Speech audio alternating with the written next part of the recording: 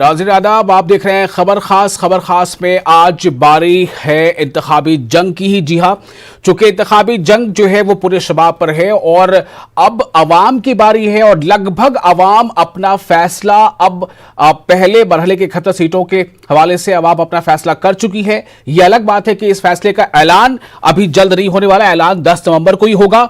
अब आपको बता दें कि बिहार के 243 सीटें हैं, उनमें से 71 सीटों पर आज वोटिंग हो रही है।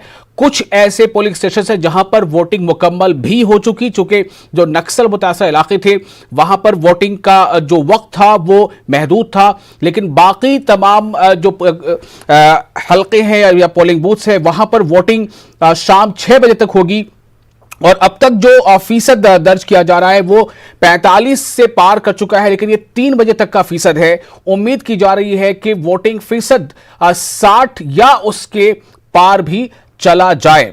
तो पहले दौर का ये जो जंग है ये लगभग अब मुकम्मल हो चुका, फैसला भी लगभग अवाम ने अपना दर्ज करा दिया है, लेकिन फैसले का ऐलान 10 नवंबर को होगा। और इसी के साथ साथ दूसरे दौर को लेकर भी तैयारियां जोरों पर है। आज तमाम बड़े लीडरों ने जो एनडीए खेमे के हैं या फिर अजीम इत्तेहाद के खेमे के हैं या फिर दूसरे और इत्तेहाद या पार्टियों के हैं, उनके तमाम बड़े लीडरों ने भी आज इंतखाबी रैलियां की हैं उन हलकों में जहां 3 नवंबर को वोटिंग होनी है। इनमें वजीर आजम का भी नाम है। वजीर आजम ने दरभंगा में रैली की, मुजफ्फरपुर में रैली की और पटना में रैली की। राहुल गांधी ने भी रैली की। तो कुल मिलाकर यह समझा जा रहा है कि पूरी ताकत, पूरा जोर लगाया जा रहा है। लेकिन पहले दौर का ये जो इंतखाब हुआ है, आप इसे एक तरह से क्वार्टर फाइनल मान लीजिए, क्योंकि क्वार्टर फाइनल के बाद सेमीफाइनल यानी दूसरा राउंड और फाइनल जो तीसरा राउंड होगा, तो हर एक राउंड बहुत इंपॉर्टेंट है। ऐसे में जो हमारे साथ खास मेहमान जुड़ रहे हैं उनका हम आपको तारुफ करा देते हैं। हमारे साथ होंगे अशोक सिन्हा जो तर्जुमान है बीजेपी के, और अनीता यादव जो आरजेडी के तर्जुमान हैं, और संजय सिंह बघेल पॉलिटिकल एनालिस्ट वो हमारे साथ होंगे। हमारे नुमाइंदे महफूज भी हमारे साथ जुड़ रहे हैं। महफूज के पास सबसे पहले मैं आना चाहूंगा अपने मेहमानों का इस्तकबाल करते हुए। महफूज, अब तक क्या फीसद अभी अपडेट मिल पा रहा है और क्या ऐसा लग रहा है, जैसा इससे पहले भी आपसे बात हुई थी कि 60% के आसपास ही आकर ये फीसद रुक जाता है ये डेटा, क्या इस बार ऐसा लग रहा है कि यह आंकड़ा आगे बढ़ेगा?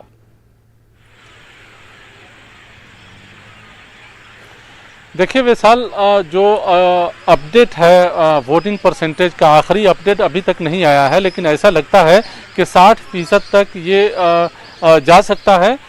लोग जो है कोरोना की मुद्दत कार में भी बड़ी तादाद में लोग पोलिंग बूथों पर पहुंचे हैं, इसे इनकार नहीं है। तमाम गाइडलाइन को फॉलो करते हुए पहुंचे हैं। बहुत सारे बूथों पर जो देही इलाके हैं वहां लोगों को पता ही नहीं था कि इलेक्शन कमीशन की जानिब से क्या क्या गाइडलाइन दिया गया है, तो न सोशल डिस्टेंसिंग दिखा और न ही वहां कोई इंतजाम था। बहरहाल ये ज़रूर है कि बड़ी तादाद में लोग पोलिंग बूथों पर पहुंचे और जाहिर है आज का दिन जो जमहूरियत का ये अजीम त्यौहार है, इस जश्न में हर शख्स जो है शिरकत करना चाहता है और बिहार में जो है आज के दिन शरीक होना एक तरह से कहें तो वो अपनी बड़ाई समझता है इस जश्न में। तो लोगों में काफ़ी जोश व जज्बा भी देखा गया पोलिंग बूथों पर, जब लोग ये समझ रहे थे कि आज हमारे हाथ में सियासी पार्टियों के लीडरों का मुकद्दर है, आज हम उनके मुकद्दर का फैसला करेंगे। जो हमारी बारे में और हमारे लिए तरक्की और डेवलपमेंट की बात तो करते हैं, होता कुछ नहीं है, तो आज हमारे हाथ में उनके मुकद्दर का फैसला है। और इस लिहाज से और इस लाइन पर जो है लोगों ने अमल किया और लोग जो है पोलिंग बूथों पर दिखाई दिए। विशाल, यहाँ ये भी आपको बताएं कि बिहार के 71 असेंबली हलकों में आज लोगों ने हक राय दही का इस्तेमाल किया। खास बात यह है कि बिहार में ये पहली बार ऐसा हो रहा है कि लोगों के सामने रोजगार का सवाल था। लोगों के सामने जो है ये सवाल था कि जो पार्टी, जो लीडर या जो हुकूमत उन्हें रोजगार मुहैया कराए, जो डेवलपमेंट की बात करता हो लेकिन रोजगार उसके अहम एजेंडे में हो, उसी को इंतखाब किया जाए, उसी को चुना जाए। बिहार में जात पात की सियासत होती है, जातीय समीकरण के बुनियाद पर उम्मीदवार तय किए जाते हैं, जातीय समीकरण को देखते हुए उम्मीदवार चुनाव जीतता है और असेंबली में पहुंचता है। लेकिन इस बार जो है जातीय समीकरण पर कहीं ना कहीं तरक्की का मुद्दा, रोजगार का मुद्दा, नौजवानों का मसला, किसानों का मसला हावी रहा। बिल्कुल महफूज, मैं आपको थोड़ी देर रोकना चाहूंगा, आप हमारे साथ बने रहे। हमारे जो दूसरे मेहमान हैं उनसे भी इस पर रिएक्शन लेता हूं। अनीता यादव है आरजेडी के तर्जुमान और संजय सिंह बघेल सियासी तज्ज़िया निगार हैं। अनीता जी, आपका इस्तकबाल करते हुए मैं आपसे ये करना चाहूंगा सवाल कि क्या वाकई आरजेडी ने और अजीम इत्तेहाद ने, अजीम इत्तेहाद का मतलब महागठबंधन, क्या वाकई आरजेडी और अजीम इत्तेहाद ने बेरोजगारी को न सिर्फ मुद्दा बनाया बल्कि लोगों तक, वोटरों तक पहुंचा दिया? क्या आपको ऐसा लग रहा है कि इस मुद्दे के आसपास ही वोटिंग ज्यादा हो रही है? जी जी, इसमें कोई शक नहीं है। एक जो मैं पहले तो धन्यवाद देना चाहूंगी बिहार की जनता को कि कोरोना जैसे महामारी के बीच में भी, जो अभी होना नहीं था, चाहिए था चुनाव, तेजस्वी जी ने लगातार इस बात की अपील की कि अभी कोरोना महामारी है तो चुनाव को टाला जाए, पर सरकार पता नहीं क्यों अभी ही कराना चाह रही थी। तो ऐसे में भी अपने घरों से निकलकर अपने मत के अधिकार को समझते हुए, और चूंकि इस सरकार से 15 साल के सरकार से उब चुकी थी, जो हर क्षेत्र में विफल थी, तो इसको बदलने के लिए जो जनता ने घरों से निकल करके और जिस तरह से अपना जज्बा दिखाया है, उसके लिए मैं उन्हें धन्यवाद देती हूँ और दिल से उन्हें नमस्कार करती हूँ।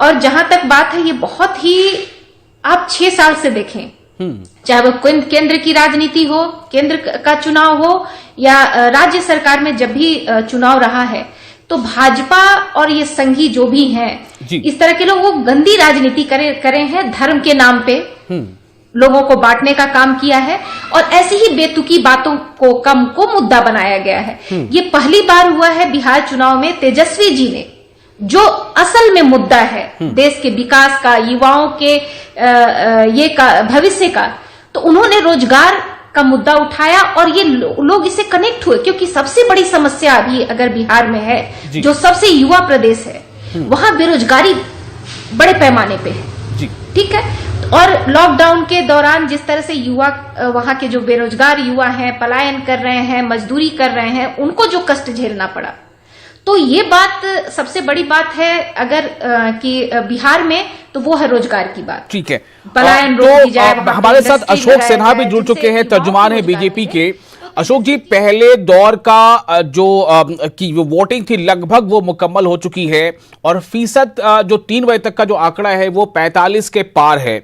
एक तो ये कि क्या आपको लग रहा है कि वाकई पहले दौर में जितना फीसद वोटिंग होना चाहिए था उतने होने की तरफ ये बढ़ रहा है, और दूसरा ये कि क्या ये इस बार ऐसा हुआ कि बिहार में वाकई तमाम मुद्दे पीछे रह गए और बेरोजगारी का मुद्दा सबसे आगे रह गया? क्या आपको भी ऐसा लगता है अशोक जी? ये विशफुल थिंकिंग है। मुझे लगता है कि पहले तो धन्यवाद मैं देता हूं बिहार की जनता को कि उन्होंने इतनी बड़ी संख्या में निकल के, और जो एक्सपेक्टेड लाइन है कहीं लगा नहीं, और ये सत्य भी है कि बिहार के रूरल एरिया जो हैं वहां पे रिलेटिवली कोरोना का असर कम है, और 7-8 महीने के बाद वास्तव में एक कॉन्फिडेंस लोगों को जगा है कि कोरोना के प्रति हम भी लड़ सकते हैं इंडिविजुअल, और गवर्नमेंट पूरी तरह से इसमें तत्पर है उनके साथ। और जहां तक आपने बेरोजगारी की बात की, तो बेरोजगारी के लिए इतना बड़ा अपसर्ज ये बिहार में अनथिंकेबल है, इसलिए कि हमारे सामने बहुत बहुत इश्यूज हैं जिस पे पॉजिटिव एक वोट किया जा सकता है, और वो वोट है यहाँ के विकास का। और ये देख रहे हैं ऑलवेज, चूंकि एनडीए के सामने जो नेक्स्ट ऑल्टरनेटिव है, छोटे ही हम मानते हैं लेकिन नंबर सेकंड तो कोई होगा ही, तो जो आरजेडी एंड एसोसिएट्स का जो गठबंधन है हमारे सामने, उनके ट्रैक रिकॉर्ड को, पास्ट रिकॉर्ड को, रिलायबिलिटी को, उनके क्रेडिबिलिटी को हर कोई जान रहा है। कोई बहुत पुरानी बात नहीं है। और जिस एबिस में ले गया था आरजेडी, और उस एबिस से आरजेडी का दौर तो कब तक बीत चुका ना अशोक जी? कब तक बात करेंगे 15 साल की? 15 साल में बच्चा जो है वो जवान हो जाता है, लगभग 15 साल में जिंदगियां लोगों की बदल जाती हैं, उसका हवाला कब तक देते रहेंगे हम? इन 15 सालों में विकास की आपने कौन कौन सी मंजिलें तय की हैं, ये अहम है ना मेरे ख्याल से। हाँ हाँ, ये बस यही मैं कह रहा था कि ये बहुत पुरानी बात नहीं है। हम तो अशोक और अकबर के जमाने की भी बात याद रखते हैं, और ये तो 15 साल पहले की किस तरह का यहाँ अनार्की था और किस तरह का लॉलेसनेस था। ठीक है, मैं हमारे साथ जो पॉलिटिकल एनालिस्ट हैं संजय सिंह बघेल, मैं उनके पास भी आता हूं। संजय जी, आपने दोनों नेताओं की बातों को सुना, आरजेडी का मत भी सुना और बीजेपी का भी मत सुना, और आपने आज दिन भर वोटिंग में जो भी पैटर्न आप अपने तजुर्बे से आपने महसूस किया होगा, मैं आपसे सिर्फ यह जानना चाहता हूं कि दो सवाल हैं। पहला यह कि क्या ये वोटिंग टर्नआउट, कोरोना के दौर में भी वोटिंग टर्नआउट, क्या आपको लग रहा है कि अवाम ने बढ़ चढ़कर इसमें हिस्सा लिया? फर्स्ट। दूसरा सवाल ये कि क्या इस बार वाकई मुद्दा ना इधर का ना उधर का और सिर्फ बेरोजगारी का रहा जो दावा है?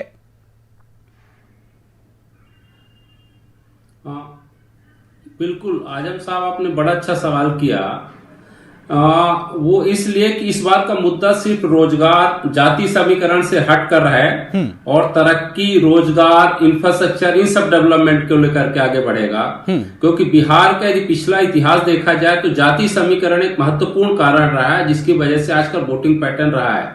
लेकिन जैसे ही 50% से ज्यादा वोटिंग होती है कहीं पर भी, तो जब आप देखिए यूथ जो होता है, यूथ किसी का नहीं होता, कुछ यूथ जो है बरगला करके आप उसको अपनी तरफ कर सकते हैं, लेकिन उनका सबसे बड़ा पेट की भूख जो होती है, रोजी रोटी की भूख जो होती है, वो किसी भी जाति और धर्म से बड़ी होती है जी। तो ऐसे में जो भी विकास की बात करेगा, रोजगार की बात करेगा और एक पूरे विजन और मिशन डॉक्यूमेंट के साथ करेगा, क्योंकि आज का जो बच्चा है, जो आज का यूथ है, जो 35 वर्ष तक के हमारे 60% युवा है भारत में, जो एपीजे अब्दुल कलाम साहब जिसको बोलते थे कि विजन 2020, जिसको हम स्किल यदि हम कर देंगे तो पूरी दुनिया में फैल जाएगा।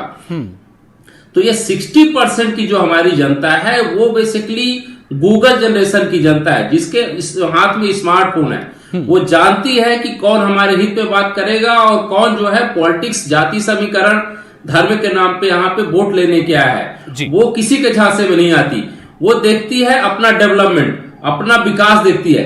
तो ऐसे में मुझे लगता है कुछ मायने में जो आज 71 सीटों का हुआ है, गंगा का जो दक्षिणी भाग है वहां मुख्य जो है वोटिंग हुआ है। यहाँ यादवों की, कुर्मियों की, कुशवाहों की, ये सब वोट बैंक रहे, लेकिन यहाँ पे दलित और महादलित भी हो सकते हैं। तो यहाँ जो अनपढ़ जनता है वो फॉलोअर्स बन सकती है, लेकिन जो थोड़ा पढ़ी लिखी जनता है वो जानती है कि इस सब से कुछ नहीं होने वाला है। अब कोई भी वहां पे जाति समीकरण का खेल खेलेगा, क्योंकि यदि लोकसभा का पिछला इलेक्शन देख लीजिए, जिस तरह से नैरेटिव डेवलपमेंट हुआ है सभी स्टेट में, धीरे धीरे हो रहा है और आगे आने वाले समय में तो मतलब संजय जी, क्या आप इस बात का तज्जिया कर रहे हैं कि इस बार इधर उधर के मुद्दे जो है लगभग वो गौण हो गए, उनकी अहमियत कम हो गई, और जो सबसे अहम मुद्दा है, जो पेट से जुड़ा मुद्दा है, वो सरे फहरिस्त रहा? आपका ऐसा ऑब्जर्वेशन है? बिल्कुल मैं ये कहना चाहूं, क्योंकि अप्रवासी भारतीय जो अप्रवासी बिहारी जो है और उत्तर प्रदेश की जनता जिस तरह यहां से तकलीफ सह करके गई है वहां पे, उसके मन में वो एहसास है कहीं ना कहीं यदि वहां पे वो रोजगार मिलता तो उनको शायद वो तकलीफ और परेशानी नहीं उठानी पड़ती। इतने जल्दी वो उस दर्द को भूलने वाले नहीं है। यदि वहां पे इतने जल्दी वो दर्द को भूलने वाले नहीं है, ये सवाल सीधा उठता है। अब मैं आपसे जानना चाहता हूं कि संजय सिंह बघेल जी, सवाल मेरा ये है कि अगर अवाम कुछ इस तरह का फैसला लेती है, उसके मन में इस तरह का दर्द होता है, तो क्या ये माना जाए कि वोटिंग परसेंटेज भी बढ़ के आएगा? और क्या ये एक तरह से मतलब अवाम के बदलते जहन की अक्कासी करता है?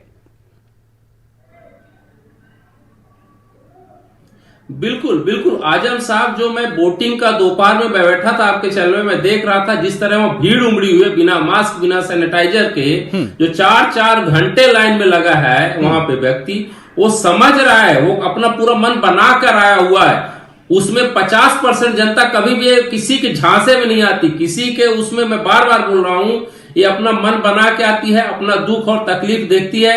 वो देखता है कि कौन विकास कर सकता है, कौन हमारे आवाज को उठा सकता है। मैं मुजफ्फरपुर के 1-2 दिन पहले की घटना देख रहा था, वहां सीधा सीधे पोस्टर लगा दिया है कि यदि क्षेत्र का विकास नहीं तो वोट नहीं, और वहां के जो मंत्री थे उनको घुसने नहीं दिया गया, वापस कर दिया गया है। तो इस तरह के जो जागरूकता फैल रही है सूचना तंत्र के माध्यम से, डिजिटल मीडिया के माध्यम से, जो हाथ में एक तरह से उनके पास मोबाइल आया है, वो सब देख रहे हैं कि कहां पर क्या हो रहा, कौन आदमी क्या कर रहा है। आपका वोट, आपका तो बैंक बैलेंस बढ़ रहा है, लेकिन जो बेचारा 10 साल 15 साल 30 साल से वहीं खड़ा है, वो अब महसूस करने लगा कि इनके अब हम चक्कर में नहीं आएंगे। जाति की राजनीति बहुत हो गई, धर्म की राजनीति बहुत हो गई, अब कहीं ना कहीं हमें अपना अधिकार चाहिए। और वो अधिकार एक और अहम बात मैं यहाँ पर अपने नाज़रीन को बताना चाहता हूं कि रजौली जो असेंबली हलका है, रजौली असेंबली हलका जो सीतामढ़ी थाना इलाके के बारत गांव में आज बूथ नंबर 38A और 39, इन 3 बूथों पर एक भी वोट नहीं गिरे हैं। ये 1 घंटे पहले का अपडेट मैं आपको दे रहा हूं, एक भी वोट नहीं गिरा है। और जो वहां के लोग हैं, जो शहरी वहां के रहने वाले, उनका सिर्फ ये कहना है कि चूंकि विकास का वादा किया जाता रहा लेकिन विकास इस गांव तक पहुंचा नहीं और हम वोट नहीं देंगे। हालांकि अफसरान थे, लगातार वो खुशामद करते रहे, लेकिन एक भी वोट नहीं पड़ पाया। इस पर रिएक्शन लेना चाहूंगा अशोक सिन्हा जी का। अशोक जी, नवादा की बात है ये ऐसी एक ही जगह बात नहीं है, बहुत जगह ऐसी घटनाएं हुई हैं जहां पे लोग लोकल जो उनके रिप्रेजेंटेटिव हैं उनके खिलाफ, वास्तव में उनके परफॉर्मेंस के खिलाफ लोगों का गुस्सा है, इसमें दो मत नहीं है। लेकिन ओवरऑल आप देख रहे हैं कि यहां पे जो पूरे बिहार का परिदृश्य है वो एक गवर्नमेंट बनाने का है, और गवर्नमेंट बनाने में हर के एटीट्यूड का और उसके इंटरैक्शन को हर कोई वॉच कर रहा है कि क्या कौन सा पार्टी, कौन सा व्यक्ति, कौन सा लीडर किस इंटेंशन से इस चुनाव में खड़ा है। और मैं समझता हूं कि जितने रैपिड डेवलपमेंट बिहार में हुए हैं, ये बहुत पुरानी बात नहीं है, जितने रैपिड डेवलपमेंट बिहार में हुए हैं ये प्रो इनकम्बेंसी वोट है।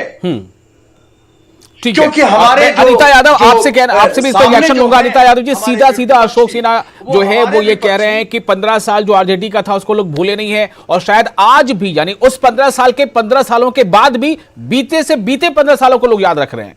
क्या इसमें आपको सच्चाई नजर आ रही है?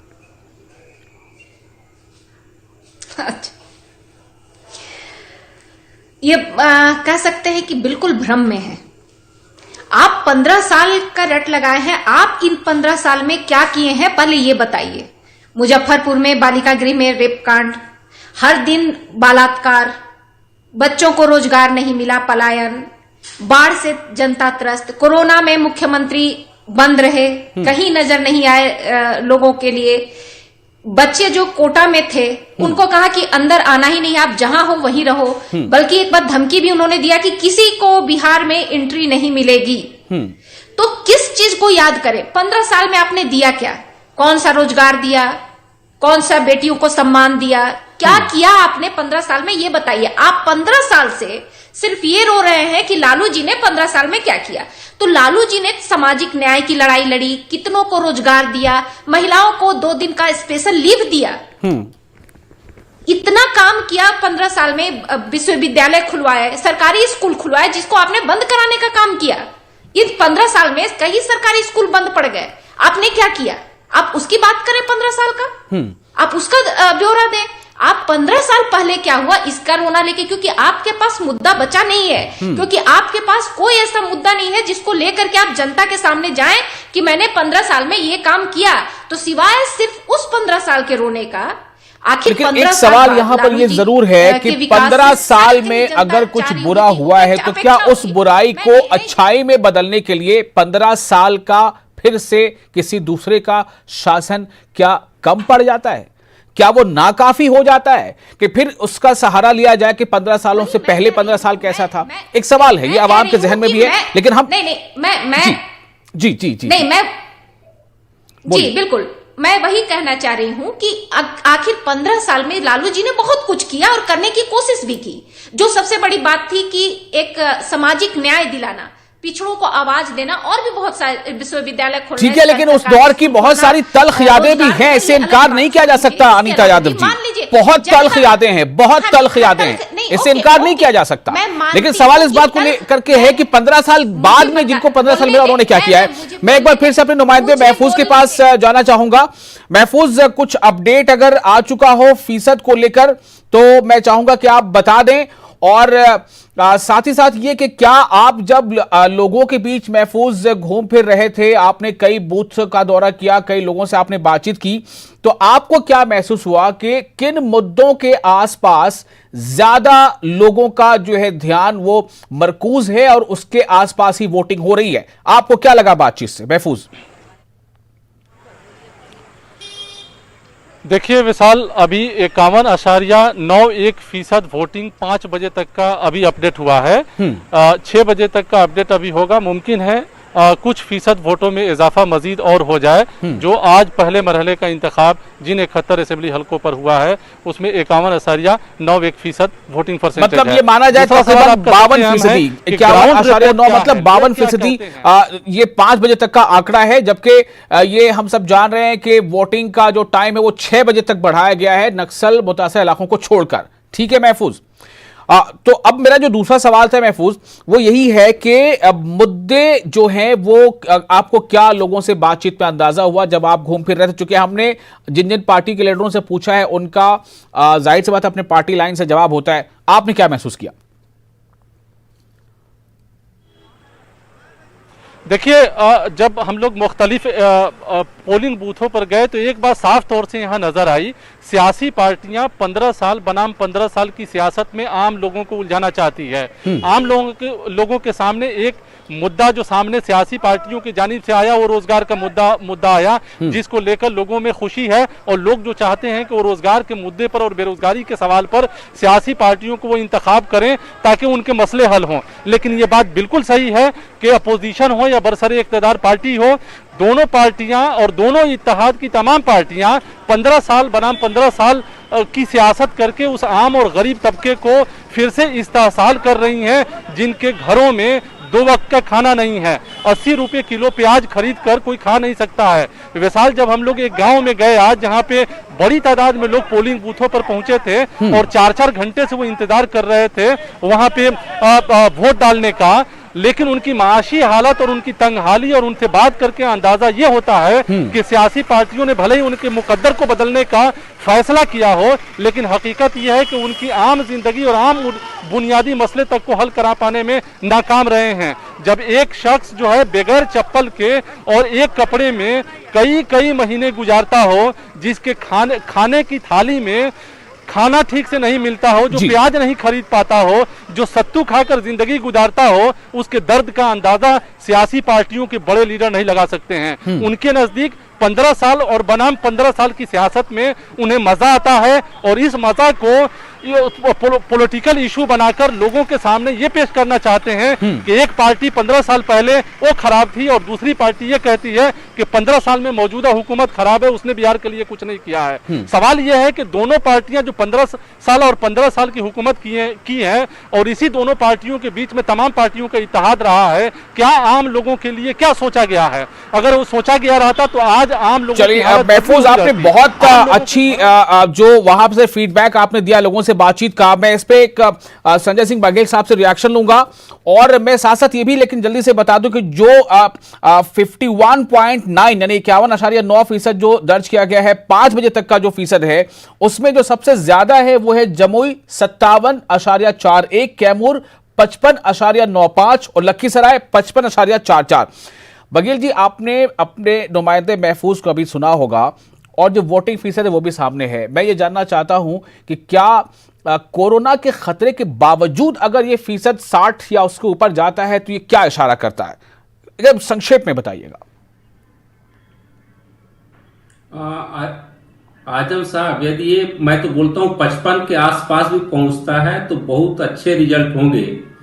इसलिए बोल रहा हूं कि जब दुबई और यूएई में 2020 चल रहा, 15 बनाने की कोशिश किया जा रहा है, लेकिन यहाँ पे जो जनता है, मैं बार बार बोल रहा हूँ, वो देखती है कि यदि 15 साल और 15 साल का तुलनात्मक अध्ययन जब करेगी तो वो देखती है कि किसके समय में लॉ एंड ऑर्डर अच्छा रहा है, किसके समय में इंफ्रास्ट्रक्चर का डेवलपमेंट हुआ, किसके समय में एम्प्लॉयमेंट बढ़ा है, किसके समय में एजुकेशनल इंस्टीट्यूशनल आए हैं, और किसके समय में एक तरह से किडनैपिंग, हत्या, लूटपाट, इस तरह से जो हम पटना 15-20 साल पहले गए थे तो डर लगता था रेलवे स्टेशन से आके, मेन स्टेशन से आके रेलवे स्टेशन तक पहुंचने में। तो कहीं ना कहीं आम जनता जब महफूज महसूस कर रही है तो ये सब चीजें वहां देखी जाएंगी, क्योंकि मैं मध्य प्रदेश का उदाहरण लूं, 10 साल कांग्रेस। चलिए, बहुत बहुत शुक्रिया आप तमाम मेहमानों का। वक्त की कमी है तो सवाल इस बात को लेकर है कि 15 साल जो नीतीश यानी एनडीए का रहा या फिर 15 साल लालू यादव का रहा आरजेडी का। एक सवाल यह भी है कि 15 साल और फिर पिछला 15 साल किसे याद रहता है? क्या जो युवा जो नौजवान वोटर हैं उन्हें 15 साल से पहले के 15 साल की बात याद रहती है या पिछले 15 साल में क्या वो ये याद रहता है? यानी इम्तिहान कुल मिला के बिहार की आवाम का है, वो अपना जवाब दे रहे हैं। पहले मरहले का जवाब दे दिया है, दूसरे तीसरे मरहले का जवाब के बाद 10 को इसका फैसला।